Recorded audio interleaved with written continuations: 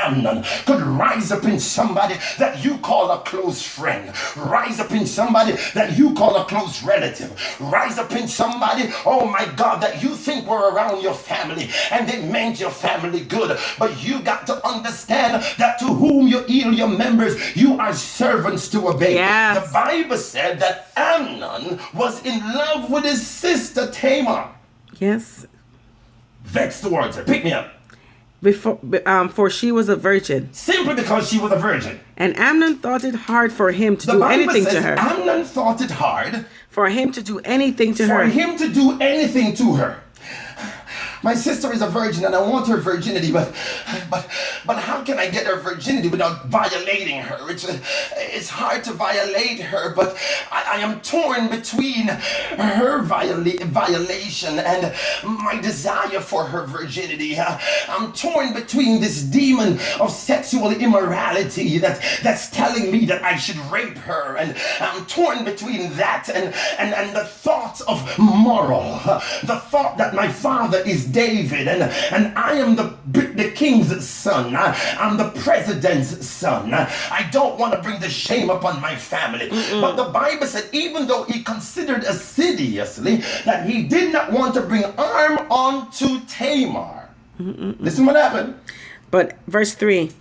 But Amnon had a friend whose name was Jonadab. The Bible says, now Amnon had a friend whose name was Jonadab, the son of Shimech. Jonadab was the son of Shimech, David's brother. Shimech was David's brother. So Amnon's friends, Jonadab was Amnon's cousin. Right. He was David's brother son. Right. Which make him and Amnon cousins. Yeah. Listen to this. Yeah. Listen to this. So his cousin came over to the house. And Jonadab, you gotta watch them cousins when they come over to the house.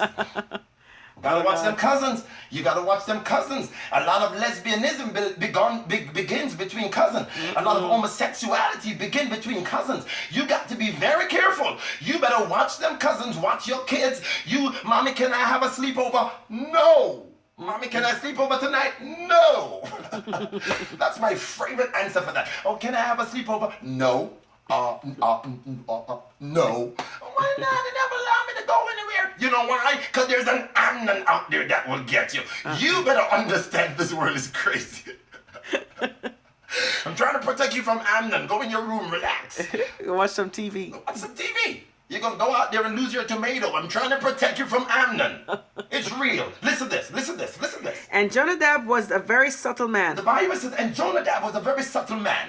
And he said unto him, Why art thou, being the king's son? Now, Jonadab, his cousin, was more conniving than Amnon was. Yeah. You see, Amnon had the desire, but Jonadab had the smarts to make it happen.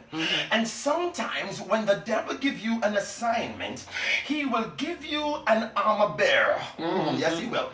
When the devil gives you an assignment sometimes, he will give you an armor bearer. Because sometimes, Roxanne, the heart is willing, but the flesh is weak. Right. You see, I want to, as a son of Belial, I want to please the devil. I want to please the devil. But I'm not smart enough. I don't know how to do this. So the devil provided his cousin, and his cousin is going to give him counsel. Read that over. Listen to this. And he said unto him, Why art thou, being the king's son? Amnon said unto, what's his cousin's name again? Jonadab. Jonadab said unto Amnon, right. Let me ask you a question. Why are you, as the king's son, lean from day to day? Why every day I come over here, I see you sitting in the sofa, your face is looking like you just had some lime juice. What's wrong with you?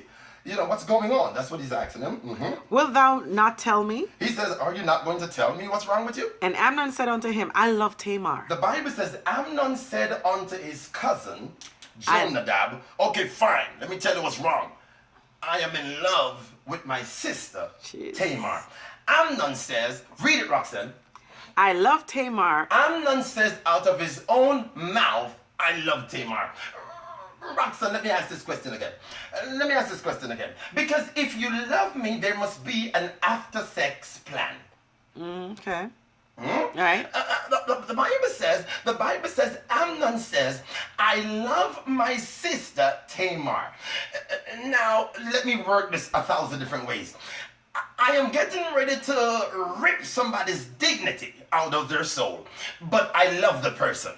You see, I'm getting ready to bring the ultimate violation upon a female because I love the person. You see, just relax, just relax. It's not gonna hurt. I'm getting ready to cut your throat because I love you. You would be surprised to know the things that people blame on love. Oh, yes. Ooh, Jesus. Oh, yes. You would be surprised to know the things that people blame on God.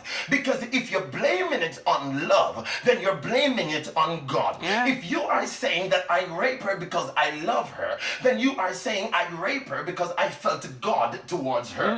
Which means that that passion that is referred to as love could have never been God. Because the passion that is God would have never caused you to want to violate one that belongs to God. So this thing that you call love have to be a demonic passion that the devil has assigned to you that is supposed to drive you emotionally to execute the will of the adversary.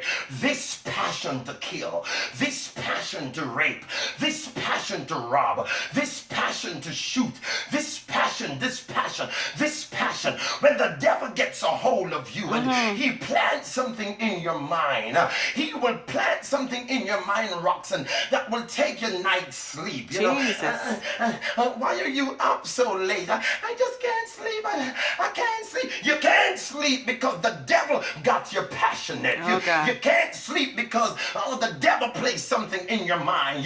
You've been thinking about it. The Bible says he felt like he was in love with his sister, and he says to his cousin, I love my sister Tamar. Verse 5. And Jonadab said unto him. Okay, lay thee down on thy bed. Jonadab says, okay, all right, fine. Let me tell you how you work this. Well, I see Jonadab as an hypocrite. And I'm going to tell you how He's conniving. I'm going to tell you how conniving people sound. This boy is nothing more than a trifling snake in the grass. Oh, yeah. That's all he is. Yeah, that's all he is. He's a trifling snake in the grass. And let me tell you how these people behave. I can just imagine Jonadab saying to Amnon, well, I mean, she's your cousin.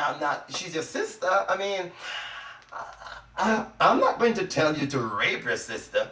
But if I wanted to rape somebody, this is how I would have done it. You know, because people like those always give you the answer and then put a disclaimer so you can't blame them. Right. Some people will tell you what to do, Roxanne, and then put a disclaimer that exclude them who wrote the blueprint of the plan. They wrote the blueprint to the whole sin. They wrote the blueprint to the whole execution. And then after writing the blueprint, they will give you a disclaimer that says, well, I am not telling you to do it, but if I was going to rape my sister, this is how I would do it. Listen what he says. And Jonadab said unto him, lay thee down on thy bed. Why don't you go home and lay down on the bed and make thyself sick? And act like you are sick. You see, you are not sick. You are going to make yourself sick. And when thy father cometh to see thee, say unto him. And when your father, David the king, the same one that killed Uriah, by putting Uriah's execution letter in his hand, when David the king come to see you, I pray thee, let thy sister say Tamar, unto him, Father, I pray thee that let my sister Tamar come. Let my sister Tamar come. And give me meat. And give me meat, yes. And dress the meat in my sight. And let her dress the meat in my sight. You see, I'm planning to rape her, so I don't want her just to cook something and the car pull up outside and she drop it off and run off. Right. No. I'm too sick for her to make the soup down the street. Right. This is what I need her to do, Dad. Please, Father, please. Can you allow my sister Tamar to come over to my house because I'm sick and make me... Give me meat. Give me meat. And dress the meat in my sight. And let her dress the meat in my sight. No. Let me ask you a question. Because if my son says that to me, I'm going to ask him this question. What? You don't trust your sister to cook for you? Maybe you want to make sure she's not going to put stuff in there. But that's my point.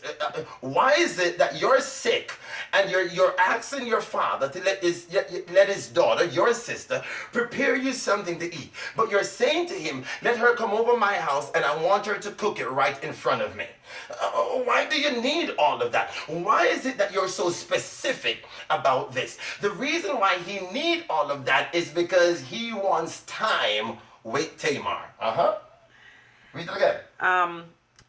Verse 6. I'm sorry. You want me to go back to verse 5? Wherever you were. Okay, verse 5. And Jonadab said unto him, Lay thee down on thy bed. Lay down on the bed. Make thyself sick. Make yourself sick. And when thy father cometh to see thee, when your father come to see you, say unto him, I pray thee, let my sister Tamar come. Please let my sister Tamar come. And give me meat. And give me meat. And dress the meat in my sight. And let her cook it in front of me. That I may see it. That I might see when she's preparing. And eat at her hand. And I want to eat at her hand. So Amnon lay down and made himself sick. So the Bible says Amnon lay down after getting this demonic blueprint from his cousin.